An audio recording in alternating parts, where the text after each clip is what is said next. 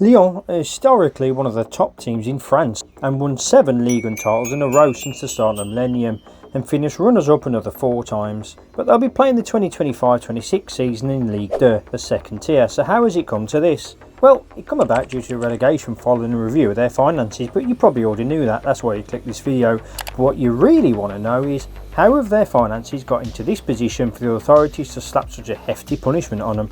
And how has this happened despite their owner saying there was no chance that they'd be relegated? Stick around to find out. Firstly, this ain't new news. Lyon were provisionally relegated in November 2024 when the Direction Nationale de Contrôle de Gestion, or the DNCG, or in English the DNCG, conducted an audit on the club's finances. They hit Lyon with a transfer ban in January 25 and also the provisional relegation, unless they book their ideas up with their finances before the end of the season. A review in June 25 then confirmed their relegation. Lyon said they'll appeal, but more on that later. But Lyon weren't the only club sitting on the naughty step. The DNCG were also investigating various other clubs including Monaco, Nantes and a team from Paris who've broken financial rules. No, not that one. Paris FC, confirming that no action would be taken against any of them, and RC Ajaccio, who were relegated to the 3rd tier. Lyon's demise can be broadly summed up with these 3 things: a man, a virus and a TV, or more specifically, John Textor, COVID and TV rights. I'll explain all, but firstly let me go into Textor. Let's reword. I'll explain Textor's role in this mess. John Charles Textor is the majority owner of Eagle Football Holdings, who own, to varying degrees, Lyon, Botafogo in Brazil, Crystal Palace in England, and the awesomely named Daring Brussels in Belgium, formerly known as Molenbeek. Textor brought the club from Nice legend Jean-Michel Aulas, who took control of a club heavily in debt in the 2nd tier back in 1987. By actually running the club rather than treat it as his plaything, Aulas established Lyon firmly in the top division, winning 7 titles in a row, which is still a record, reaching the Champions League semi-final twice, and at that point were ranked 12th in the world for revenue. In fact, in 2020, the consultancy firm KPMG published a paper entitled The European Elite, which claimed that Lyon's value had increased in the last 5 years more than any other team on the continent. Fair to say that Aulas did a pretty decent job. But like most things, all good things must come to an end, and in 2022 the club were taken over by Textor. But this was a bloke who also took over Botafogo and Molenbeek, 2 teams who would go on to win their league within a couple of years or so, and Crystal Palace, who would go on to win the FA Cup for the first time ever. What could go wrong? Well, as it turns out, everything. Textor arrived and promised to spend and go after PSG, and Aulas would remain president for 3 years while Textor settled in, an agreement that lasted 11 months. What followed was a public beef between both men, as Textor argued that Aulas regretted selling the club he'd run for so many years, and suggesting in a press conference he hadn't been made fully aware of Lyon's financial situation before the sale. Aulas denied this and went to a tribunal, so it all got a bit messy. Some Lyon fans wonder why Textor was more interested in matches in Brazil than keeping their team in the top flight, but this is the danger of multi-club ownership. For the majority of his time there, Aulas only had Lyon as his baby.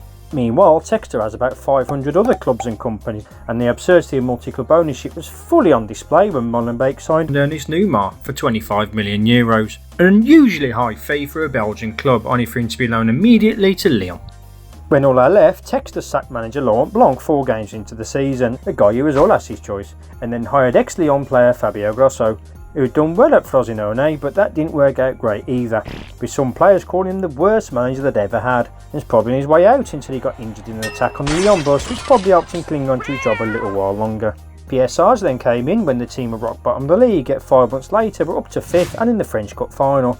This is a run in which no team, not even champions PSG, won more points, so maybe Grosso really was that bad after all. Lyon's situation was already dire, but off the back of this, remember when Textor promised to spend and go after PSG? Yeah, you can probably see where this is heading. Textor went for broke, looking to build on the end of the previous season, investing heavily in the squad while also replacing Sergio Paulo Fonseca mid-season, a bit of an unpopular decision. None of this was enough to fire them into the Champions League, which was seen as financially vital by the club. But not that Aulas was completely free of any blame. He was the one responsible in June 2020 for hiring Bruno Cheyrou as head of recruitment, a guy who then showed amazing incompetence at his job, and Aulas still stood by him. Old as you'll remember the Liverpool legend Cheyrou being signed by Gerard Houllier, who said he has attributes similar to Zidane. And he was similar to Zidane. He was French, That's about where the similarities end, and rather than sign the next Zidane in his role as head of recruitment, he signed a lot of next Giroux.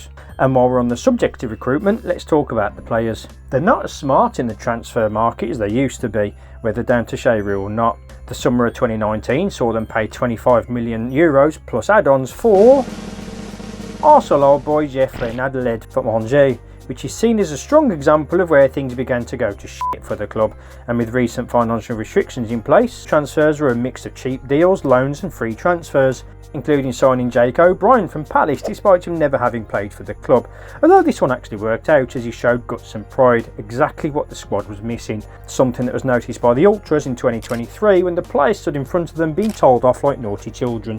Over the years, their academy became known for churning out talent like Benzema, Umtiti, Ben Arfa, Lacazette, Fekir, and even Martial when he was supposedly the next Ballon d'Or winner. According to a report in early 2024, only 2 teams in the world had brought in more money than Lyon through selling academy players. But even this has slowed down.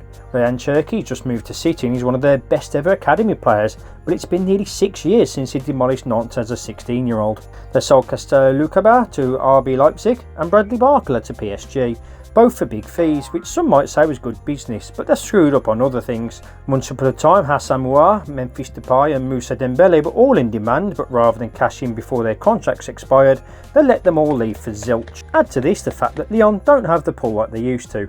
Case in point, Joe Gomez preferred to join Wolves in a relegation battle rather than go to Lyon, despite them making a better offer for him.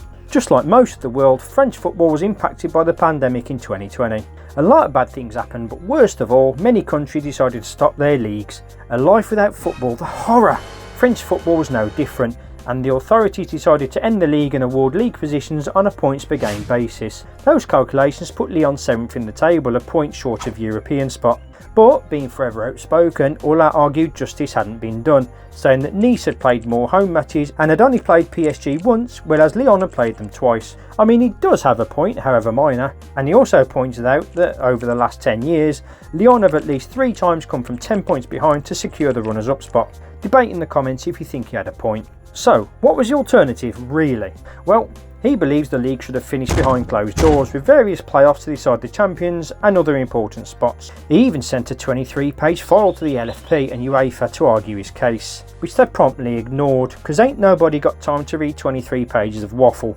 And I can see why he got his knickers in a twist about it. The last time that Lyon missed out on Europe was way back in '96, and the significant loss of revenue had a large impact on the team. But financial difficulty is the norm in France, mostly. Almost all clubs to varying degrees are feeling the pinch, but having built a £600 million stadium which barely fills up, along with a nearby LDLC arena for other concerts and sporting events which was only opened at the end of 2023, these massive financial burdens have added to their woes. But the fact is that despite other clubs being impacted by these decisions, there are other clubs in debt that manage far better than Lyon. Right, where do I start with this one? Back in May 2018, it was announced that the Spanish broadcaster MediaPro had acquired rights for 4 years to cover most of the Ligue 1 games, the first time that Ligue 1 had been broadcast by a foreign company. MediaPro then duly launched a subscription channel Telefoot to show games for $25.90 a month. This went down badly, with many fans who were used to watching their league as part of a wider European package, and they thought the price was very hefty just to access French football alone. But surely the first match would change their mind. A match about as exciting as James Corden, 0-0 between Bordeaux and Nantes. Although some viewers did like the quality of Telefoot's coverage, but not enough to convince everybody though. By the end of November, Telefoot had just under 500,000 subscribers. Just to break even, they needed 3.5 million. So Telefoot did what most decent companies would do in that situation. They just stopped paying. Told the French league to go do one. So the league said, see you in court. And they did just that. MediaPro argued that the impact of COVID made a reduction in price of the deal justified. Funnily enough, the LFP disagreed and the court later announced an end to the bromance that was LFP and MediaPro.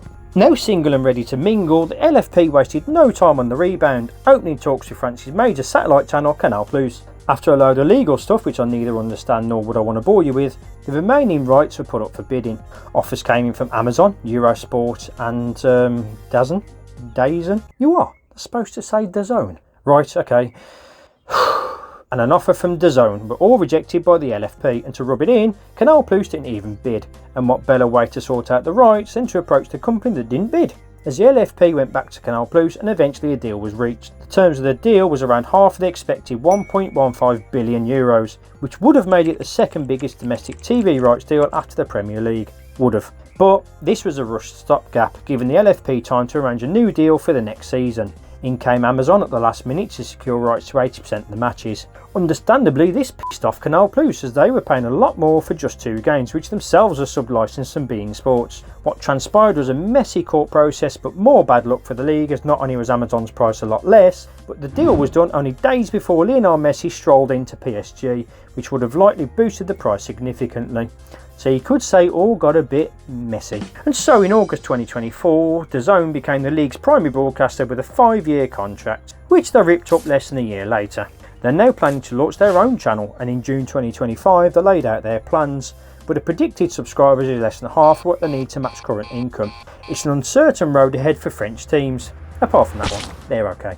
But all of this does maybe highlight that there's a possible sustainability issue with clubs who rely on selling players, including academy talents, for profit models. You only have to look around Europe to see other clubs with similar models also in the spot to bother themselves. So, what about Lyon's appeal? What are the chances that they'll be playing in Ligue 1 next season against the best that France has to offer, such as Nantes, Angers and Brest? Lyon confirmed they would appeal and said their financial situation has improved after the Eagle Football Group agreed a deal to sell its shares in Crystal Palace. This will have to go through a lengthy process with the Premier League, but will probably be for nothing, as this isn't a test of the group's financial position, it's a test of the club's financial position.